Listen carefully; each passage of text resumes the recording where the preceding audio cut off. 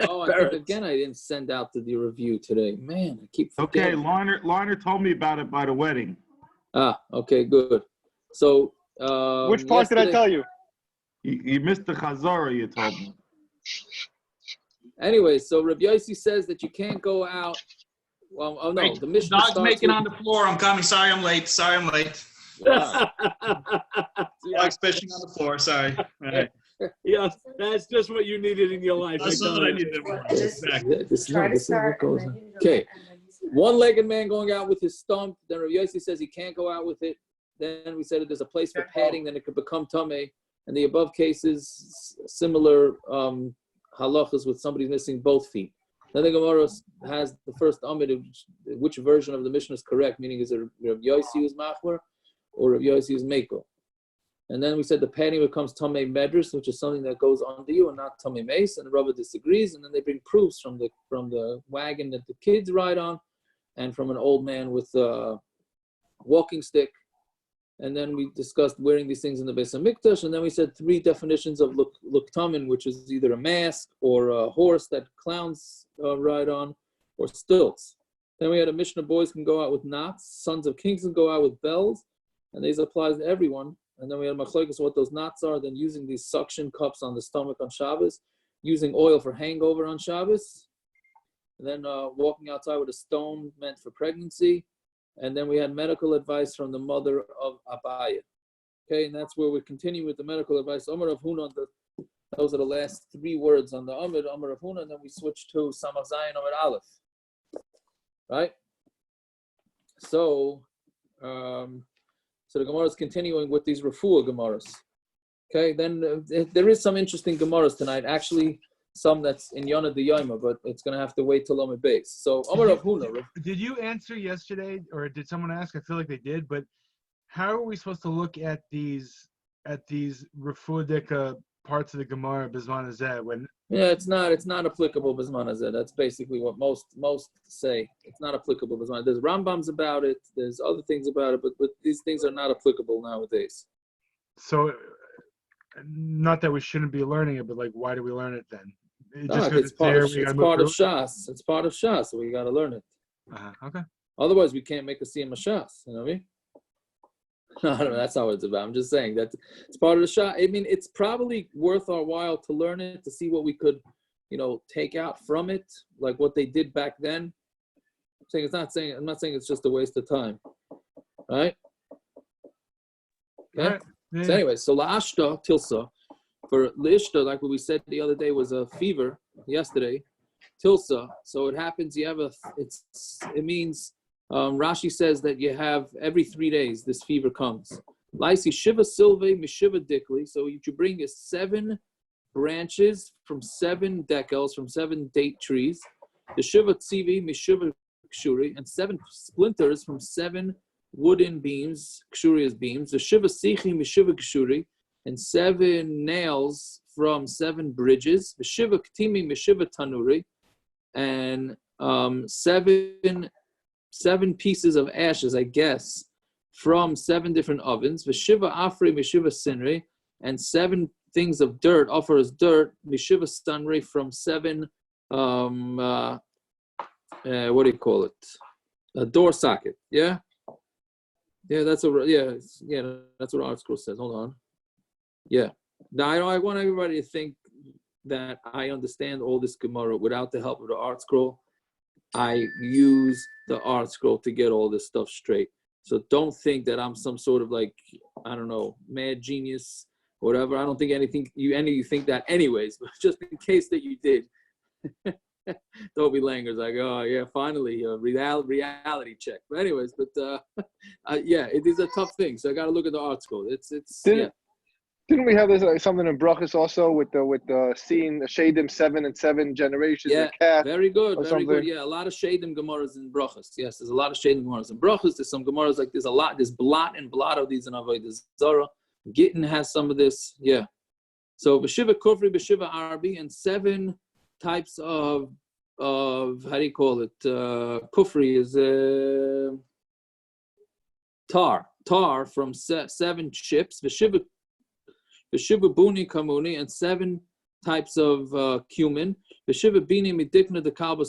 7 hairs from an old dog, right? 7 hairs from an old dog. And what you do is you tie these all into, again, the same thing, the chalala de beit zavar, in the opening of the neck of the shirt, the nira barka, with the thing of hair, right? If you take all these things, all 7, seems like the 7s is a good luck thing, right? And you tie with the hair around the neck, so then around the opening in the neck, then not the opening in the neck of the shirt, then he will be healed from his fever that he gets every 3 days. Okay, Amar Rav Yochanan, Lishta Tzmirta, if you have a very strong fever, Lishka Sakina Dekula Parzla, you take a total metal knife or iron, and you put it where there, you put it next to a thorn bush, and you tie a knot with this strand of hair that we used before. Strand of hair also seems to be very important for all these things. Yoimakama lichruk beipurta. So the first day you make a little mark in the bush, and say v'yar malach Hashem elav, right? And because it says malach Hashem appeared to him. This is Moshe by the sneh. The machar lichruk beipurta v'leiman. The next day you put in another mark into the bush. V'yar Moshe assur novera. Right, let me go see what this burning bush is. The next day, you put in a third one. Say, Hashem saw that he turned to look, and Amarle Ravach disagrees. Amarle Ravach the Ravashi, the lame of a yomer al takriv halayim. Why don't you just say, don't come closer, right? Ella, so then the Gemara is maskim. Ella liyoma kam lema. On the first day, say vayar malach Hashem love, and the malach appeared to him. Then Vayomer Moshe said, and the next day you say Vayar Hashem Kisar Liros, he turned to see. And the next day Vayomer Al Tikra V'lam, don't come close. Okay, fine. So there's a Machlokes which 3 psukim you read on those 3 days. Fine. Right, and then when the fever goes away, you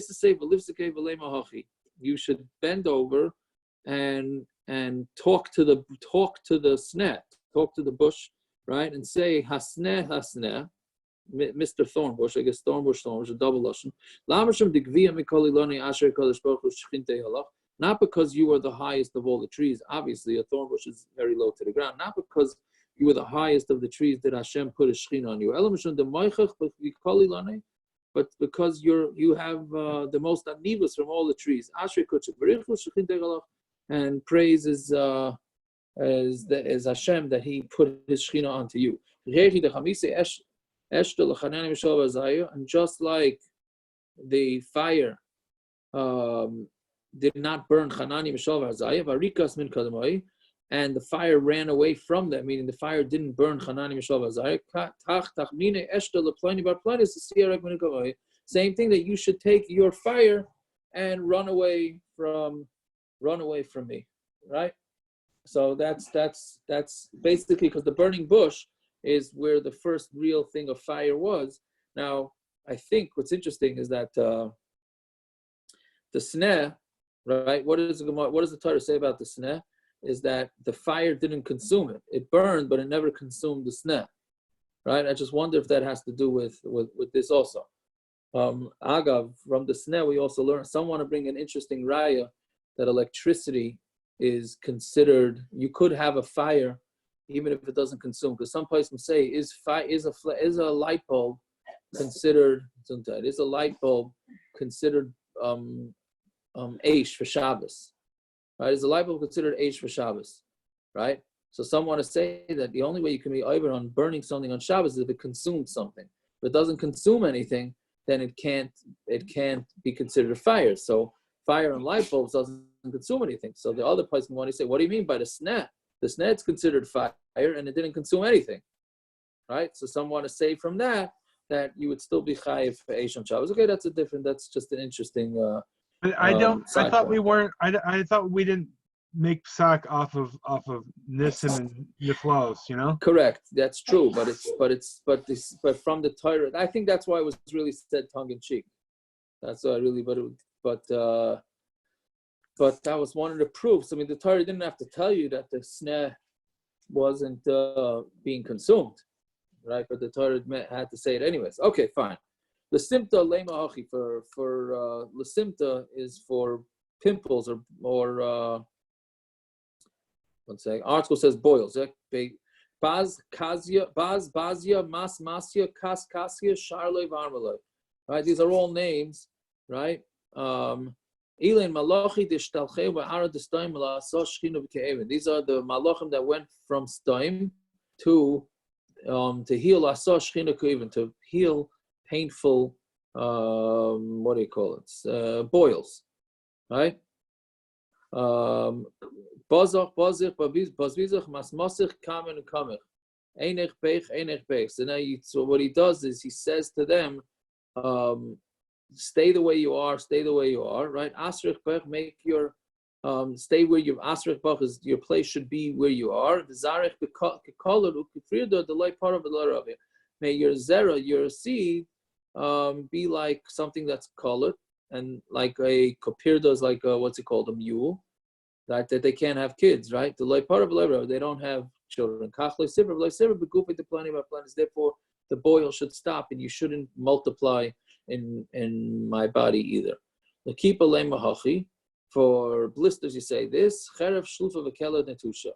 You have a cherev that's shlufa, a sword that's not in its sheath, right? V'kela netusha, and a kela is what do you call it? Slingshot to escape. It's not its name is not Yochav, and you pain, meaning painful. Chaylim machayim is sick things that cause you pain.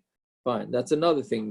These are all sayings. Now, remember yesterday we said that Abaya's mother had said that any saying that doesn't say how many times you're supposed to say it, you're supposed to say it 41 times. So this is a mouthful to say 41 times if they apply to this, right? Then another one, l'shida lemahachi. For shadim, this is what you say: havis the pakik havis. You were stuffed up. Fine. Lita tabaru meshumar bar tit bar tami bar tina kishamgas merigas estima. You should be cursed and broken, and also all different types of lashonis of cursing. And then there's the different names, right? These are tina, bar tit, bar tami, bar tina, so on and so forth. Fine. Another one, the shida de pesakise. If you have the shadim that are in the bathroom, leimachi say this akar kafe da'ara on the head of a lion, ba'usei de geraisa, and with the nose of a female lion, ashkul shidai ba'shikrai panda. The shade should go onto you go panda. You know what I mean? Parrots, panda. Yeah, but that's the name. So I don't know if that's where you got his name from. Okay. But make sure the karti chav, that's what Perek calls Aaron's wife. I have no idea why. I thought I was wondering what I'm talking about. Fine. Let's leave it as shadim. Okay. Say again. I don't know if this is called panda. Panda, right here. You're in the Gemara here. You know what I mean? So we'll leave it as shadim, right, Pandi? Aaron's wife, it's a shade. So I don't know what you should get on with Perek. Okay, fine. As someone who knows what it's short for, Perek, I say we leave that one alone. Absolutely. Well, it's the shadim of the bathroom, so it makes a little bit of sense that Perek would be in on that. All right, fine. B'meishra the karti chavte on a field of karti. What we call karti is leeks. He killed him. Beluah the chamra chatarte with the loya the chamra, the jawbone of a donkey. That's what he chatarte. He also killed him down. Fine. Now, so that's the end of that. The Wenei Melachim Bezagin, that kings, children of kings can go out with these, what do you call it? Bells, right? Mantan, Rab Shimon, it's Rab Shimon, the Amar Kol Yisrael B'nei Melachim Heim. So my kid's Rebbe discussed this, that today is Lag Ba'omer, and this is Rab Shimon, right? It's Rab Shimon Bar Yochai, Rab Shimon in Shas is Rab Shimon Bar Yochai, we said this. And he said, Kol Yisrael B'nei Melachim Heim. We can look at everybody in Klal Yisrael. We had this a few days ago. Everybody in Klal Yisrael is considered b'nei melachim, and therefore anybody can go out with these bells on Shabbos. Rava Amar ba'arig b'ksusa v'divrei hakol. Rava says no, right? He says that they can only go out with them if they're sewn in, right? If they're woven into the clothing, because then there's no chashash that it's going to come off the clothing. But if it's not, then you can't. So there's a machlokes with Rava and Rav Oshia. Fine. So the Mishna. You can go out with the egg of a what do you call it? A chargol. How do you touch a chargol? Chargol is like a grasshopper. Locust. A grasshopper, right? Ubashain shul, and the tooth of a fox. Ubamasmir min atzolov. I don't know where you get this one, but you take the nail from where they hung somebody. Atzolov is like a cross. That's what they hung people on, right? Mishum refuah. These things all do refuahs. They were a mayor. So since it's refuah, you're allowed to go out with it on Shabbos. So but the Chachamim say it's also even during the week, because that's a goyish thing to do, right? Goyim do these things, meaning these things are healing. They're not medical potions. There's something having to do with heebie-jeebie, and it's considered non-Jewish, and therefore it would be also to do it even during the week. Okay, fine. So yotzin, so that's a machlokes, and depending on how we paskin, will depend on you can do any of these strange things that they say, yeah, do this, and then you'll be healed. So the Gemara says, yotzin bebeitzas hachargol. You can go out with the egg of a locust. Ta'avdi l'shichla. What is it? What do you do that for? Because it's meant for it's for an erek. Ubashain shel shul. What do you do with a tooth of a fox? Ta'avdi l'shinsa. It's meant for sleeping. Dechiyah laman denayim, demesa laman deloynayim. What it does is somebody who can't sleep, right? You use a tooth taken from a live fox, right? How do you say it? How does it go again? You give it the tooth of a live fox for somebody who needs a no-dose. He needs to stay up. So you take a live fox tooth, and I guess he hangs it on him, and that will make him stay up. And the mesa laman, somebody who has what do you call when you can't sleep? Insomnia. Thank you. If you're insomnia, then you take the tooth of a dead fox, and that will get you to fall asleep. Okay.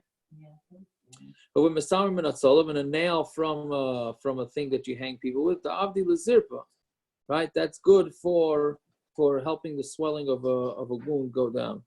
Okay. We'll leave that to Shmuley Sugar to figure out exactly. I think it's iron, right? Rashi says. What does Rashi say? Right. Rashi says if the nefech, it's something that's swollen, right? So that helps out the swelling. It helps the swelling. Okay, Mishum refuah. These are for refuah. Since for refuah, Remeir holds you allowed to take them out on Shabbos. If something is meant for healing purposes, then it's not darkei amari. But it's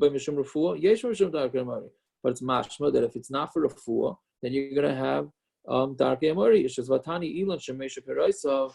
A tree that's prematurely losing its fruit. So saikrai, you can what do you call it? You mark it off, right?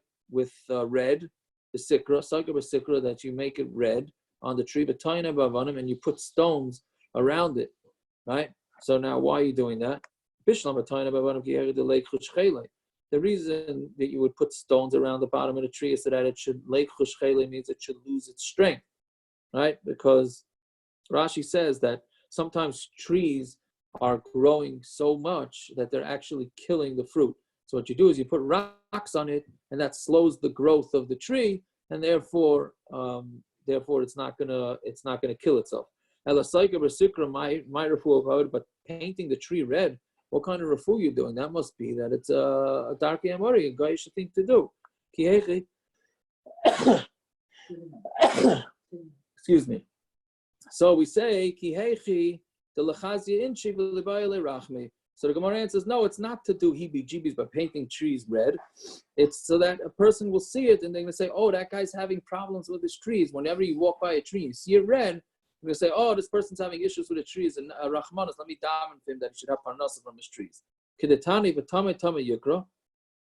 Right? This is also very interesting Gemara here. Something, you call it tamei tamei yikra, right? So you call him tamei, right? That's talking about the Mitzayra. Tzarach l'idea tzar l'rabim. You need to tell your tsar to the public, but Rabim yivakshol rachmim, and the Rabim will ask for rachmanas.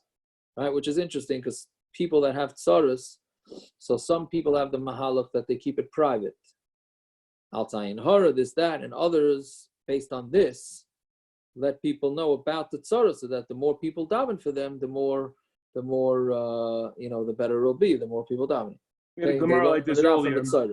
We had a Gemara like this in Brachos, I think.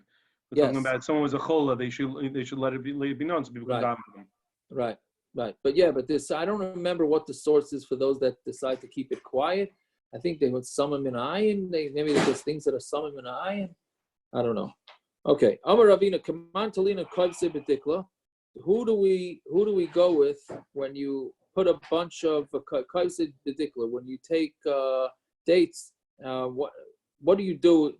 What do you do with Kaman Talina Kavse B'dikla? With, how do you say this? Who do we say that you're allowed to do this? Kiyata, meaning maybe it's a problem to hang up dates on a tree that's dying. Kiyatana, like this Tana, who says that as long as it's there you're putting it there so people know that you should daven for your date tree. So it seems like a trivial thing to daven for, but if people see that your date tree is not doing well, so then they'll daven for you. Tani Tana Perek Amiroi Kamedu Rav Chia Barav and Amarle.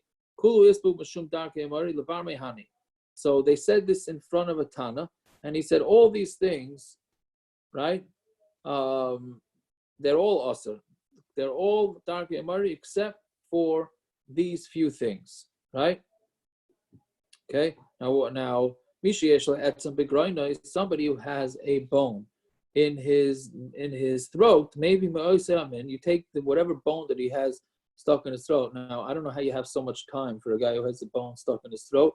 I guess he could still breathe, but it's bothering him. So what you do is, if somebody has this, so you go get you have the bone stuck in his throat. So what you do is you go get another bone, right? And you put it on his head. And say, go down one by one, right? And then be swallowed. Bala means swallowed. Bala nochas chadchan. Then you say it the opposite. Be swallowed and go down one by one. So ain by mishum darkim. This one is not considered a goyish thing, because I guess it was legitimate. I don't know exactly how he knows that that's not a goyish thing. And the other one is leidra, for a fish bone. You say this: ninatzta kimachat. You're stuck in the throat like a needle. Ninalta kitris, and you're locked like a tris, like shutters. Shaya, go down, right? So that's also not considered darkei emori. Fine. However, God gadi v'sanuk loy ashki ubushchi yesh b'mishum darkei. Somebody who says God gadi, right, and sanuk loy ashki ubushchi, and it shouldn't be tired, not by night and not by day. Yesh b'mishum darkei. That is darkei emori. Right? Rabbi Yehuda disagrees. Rabbi Yehuda, God ain't a lashon avodah zara. That's not darkei emori. That's actually a lashon of avodah zara, which is worse. Shenemar ha'archim legad shulchan, hu b'shma v'hi b'shmoi. It says, I'm sorry, that's a new thing. It says Shenemar ha'archim legad shulchan. That God is the name of avodah zara. So you see that the word God, they're making a table they set the table to God. That's considered a avodah zara, right? Hu b'shma v'hi b'shmoi, right? If they call each other, meaning the hu b'shma, he goes with her name, and she goes with his name. Yeshua b'shem darkei emori. That's also darkei emori, right? Again, I guess you had to be around back then to know all these things. Rabbi Yehuda Aimer ain't done ela lashon avodah zara. The word done is actually avodah zara. Did I skip something? Yeah, I did. Dainu dani yesh b'mishum darkei emori. If you say dainu dani, that it should be stronger, right? My dani, my barrels of wine should be stronger. Yesh b'mishum darkei emori. That's also darkei emori. Okay. Yeah. So there's a girsa issue. Okay, whatever. That's fine. When it says Yaakov, when it says darkei emori, does it mean it's specifically Amorites, or is that any non-Jewish practice? That's an excellent question. I think then it was darkei emori, but it means any non-Jewish practice. I'm just going to get through the Gemara and then discuss the halacha l'maisa of this. But yeah, darkei emori, from what I understand, the way I understand the sugya, that's only chukas goyim is the more contemporary way of describing it. Back then, it's darkei emori. Are they interchangeable? Are those two? Yes, they are. Yes, 100% interchangeable. Just because it's emori, it could be any nation. If it's a goyish thing to do, that's what then it's assur. Rabbi Yehuda Aimer ain't done el lashon avodah zarah. Done is lashon avodah zarah. Shenemar hanishbaim ba'ashma shoymrain ba'amru chay elekecha done.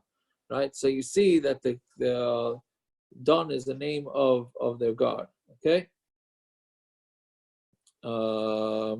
Fine. Now back to the thing. One who says to a raven, make noise. Tzarach, make a noise.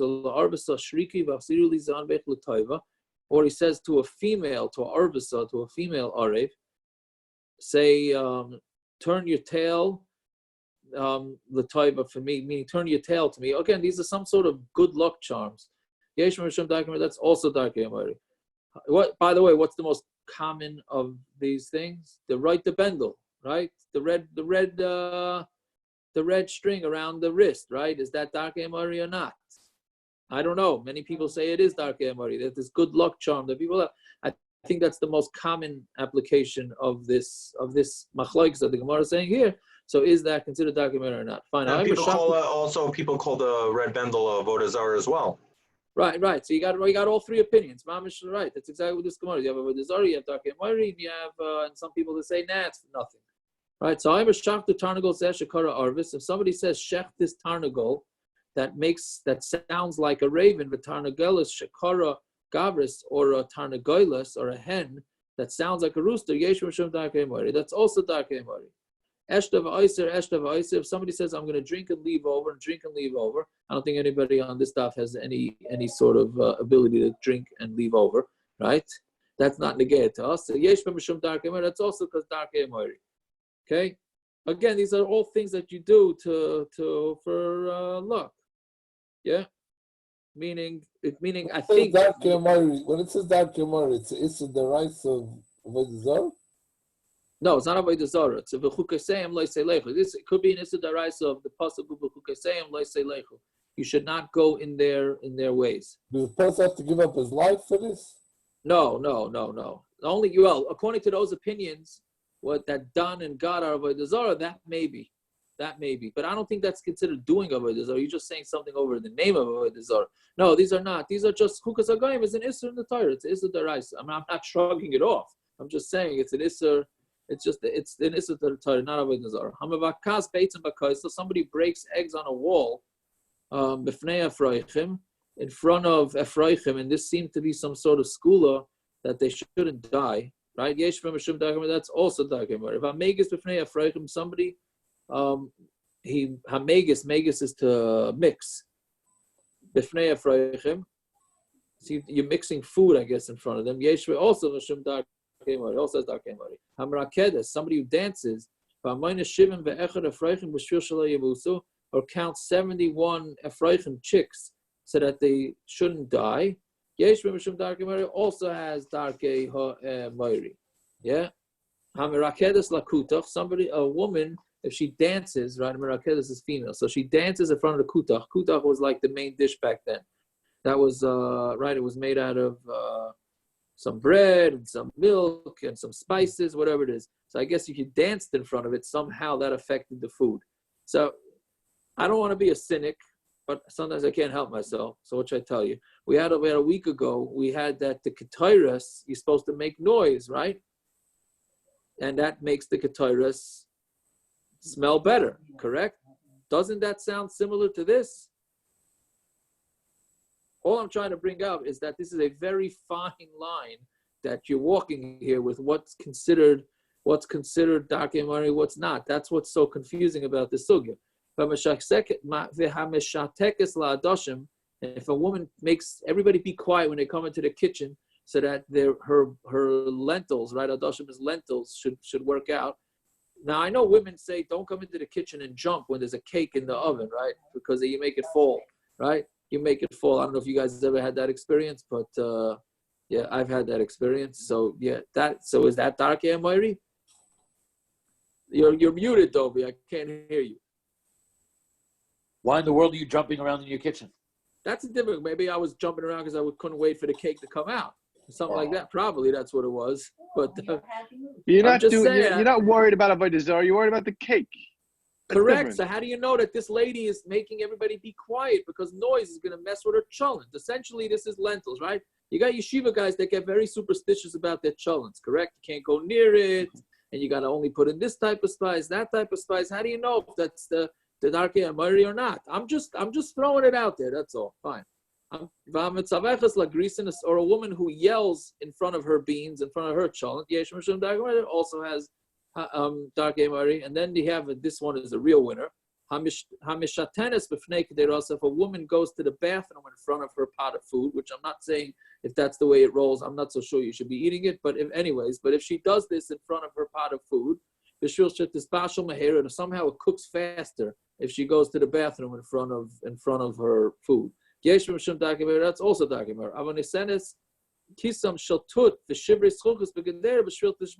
But you are allowed to take a splinter. A kisem is a splinter of a type of wood, right? The shivrei schulkos or pieces of glass, throw it into the pot so that it cooks quickly. Okay. Now I don't know what that means. Okay, but because that sounds downright dangerous to me, which is the next sheet of a chachamim. Chachamim say forget about darke amari. You cannot be putting glass into your food because that's a sakana. Okay. Then it's going to say Torah about a nice and bull shall melach l'saychaner b'shvil shatar v'tali. You could take a handful of salt and put it into a candle. For some reason, that makes it go lighter. But nice and tit b'chas is tachas aner b'shvil shatamtim v'sadik. And you could take mud or clay and put it under a ner so that it will it'll slow up the burn rate. So therefore, you'll get more money out of it. So those two are obviously okay, because that's not darke amari. That's actually something that works practically. Okay, each one of these things is going to need its own. It's going to need its own investigations to see if there's something to this or not. Yeah. Amar of Zutra Haiman Demachsi Shraga de Mishra, person who covers a lamp, umagli nafta, or he uncovers a neft lamp, which is usually very smelly. Cover mishum Baal Tashchis, then now we're on to something else. Then you're over on Baal Tashchis because you're going to be burning it faster. Now the question is, can you learn out from this? Is that are you over on Baal Tashchis if you leave the lights on in a room that nobody's there? I've heard people say that maybe you would be over on Baal Tashchis. Obviously, if you're leaving it on for security reasons or whatever it is, then fine. But it's time to leave on a light and not shut it. Some want to say that's Baal Tashchis. That's what it says here, right? If you cover an oil lamp so that it burns faster, or you uncover a neft lamp so that it burns faster, and that's Baal Tashchis. Okay? Fine. If somebody says, now this is also interesting, somebody says chamra, which is wine, v'chai, and life, to the mouths of the Rabbanon. That's not darke amari. Right? So basically that's called lchaim. I think this is the source for saying lchaim. Right? He's saying lchaim to the rabbis. So is that darke amari or not? So the Gemara is saying not. Ma'aseh Rabbi Akiva, Shasta Mishna Lebanoi. There was a story with Rabbi Akiva that he made a party for his son, which is also interesting that today is like Baimer with the Talmidim of Rabbi Akiva. Right? And every cup that they brought to him, he also said this thing, lchaim to the Rabbanon. And it should be lchaim to the Rabbeim and to the Talmidim. Okay, so now we finished the Perek, so we got 2 minutes. Let's just discuss the practical here. The basic shot to know that something is the chukasem leiselechu is if there is no rhyme or reason for what it is that the goyim do it for, then it may be chukasem leiselechu. But if it's a reason, then it's allowed. Meaning, you're allowed to wear a shirt that goyim wear, right? Why is it not chukasem leiselechu? The reason is because a shirt is there to make you warm, right? But it's not something that's meaningless. Let's say the right to bendel, right? That red thing that goes on your wrist. So that's meaningless type of thing. So that might be something that is not proper to do. Can you give another example? The right to bendel, whatever. Like that's sketchy on every level. So okay. So I think I once saw B'Shem B'Shem. But don't quote me on this because I looked for it and I couldn't find it. That he held that a necktie might be b'chukasem leiselechu. Because what exactly is the function of a necktie? But good, so you say, well, it makes you look nicer. Okay, but that's what goyim do. I believe maybe, I'm just throwing it out there. Don't shoot me. Well, I guess you can't shoot me, but it's an open carry state. Indiana's an open carry state. What about wearing a sports team's shirt? Right? That's you know what I mean? That's just a goyish thing to do. There's no reason in the world how anybody should wear a sports team shirt. You have to like the team. Yaakov, if you got it in the thrift shop, what are you supposed to do? Okay, that might be a good reason. What about cufflinks? What about cufflinks? Lamaisa is functioning as keeping your shirt closed. You don't need it. The goyim wears it. You could do it. No, but you Lamaisa have a shirt that has open sleeves that needs to be closed. So therefore, that is functioning as a reason. I want to bring one. What happens if the goyim took one of our practices?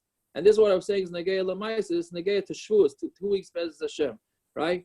That many in Klal Yisrael have a meaning to put trees and flowers in the shuls on Shavuos, right? That's what it says. Shulchan Aruch brings that meaning because to make it like Har Sinai. The Gra was against it.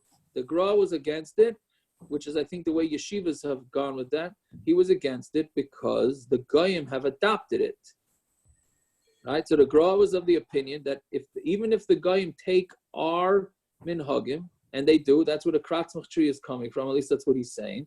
So therefore, they've adopted our minhagim. Therefore, we can't do it. Meaning, even though they stole the minhag from us, we did it first. What about we did it first? Yeah. Right. So what about Shabbos then? You have these what is 7 day of I don't know what they're called, parents. Maybe you know, I don't know what 7 day event is. Right. So they you can't. Shabbos or what? So we should stop. What about Shul? What about Shul? What about Pope wears a yarmulke? Yeah, Yitzi Sunday said Pope wears a yarmulke, right? But it's not enough. There's not enough of them that do it. There's not enough of them that do it. By the way, what about Purim? What's that with yarmulkes? The Taz holds that the reason why you have to wear a yarmulke is because if you don't wear a yarmulke, that's chukas hagoyim. Okay, that's what the Taz holds. The Chafetz Chaim holds that you have to have a beard because if you don't have a beard, it's chukas hagoyim. Right, that's another example. But the interesting. And now it's switched. Now the goyim have beards. Right, that's interesting. Yeah, I was wondering that. Now it's yeah. It's a big fashion thing to have beards. That's true, and that's what we tell people who say, "Oh, I'm too embarrassed for work to grow a beard during Sphira." We say, "What are you talking about? All the goyim have beards. It's not embarrassing." Right. That was a big hawk in the 70s with sideburns and payas. Right, the sideburns, right, long sideburns. So, but again, the Shavuos thing is interesting because the Gra, Mishna Berurah, does the Mishna Berurah bring the Gra? I think so. That the Gra held that they took their kratzmach trees and all that, and they adopted it from us. But so some go with that Gra, some don't go with that Gra. Bottom line is that, again, the main rule. What about Purim? Purim, what about it? Halloween, I don't know. Yeah, but this what are you gonna assur there? What are you gonna assur? The costumes? Yeah. See, I don't know how spread out amongst goyim it doesn't have to be in order for it to become chukas hagoyim. You know what I mean? Halloween is for sure more widespread than Christmas. Is it? I don't know. I just made that up. I have no. By the way, they happen to know that the Christmas tree doesn't come from us. It comes from pagan rituals in Germany. Is that so? That's where it comes from. It can't. When Christianity came into being, they try to overtake other religious things to try to be more palatable to the region that they're taking over. So they used to have something called Saturnalia, which was they danced around a tree and put certain things and like decorated the tree effectively to make it they were like doing it to their god, right? Simon, why does it sound like you're reading Wikipedia? Anyways, I gotta run to my outdoor minion. Oh, not true, Simon. But again, just the again two to Goldberg summarize. brothers had a bunch of pine trees that they had to get rid of. That's where it came from. Just to summarize, if there's no reason why the goyim do it, then it's chukas hagoyim. If there's a reason that they do it and we do it, then it's fine, right? That's why most fashion things is really not such an issue unless it's totally useless. All right, Zagazun, have a good night. So knock on wood. Good night. So the whole thing I took from this is no more neckties. That's right, baby. That's right. It's funny because Reb Chaim told me that if I wore the bekisher without a necktie, I should take off the bekisher. Okay. All righty. Have a good night. Lchaim. Somebody should wake up Zevi.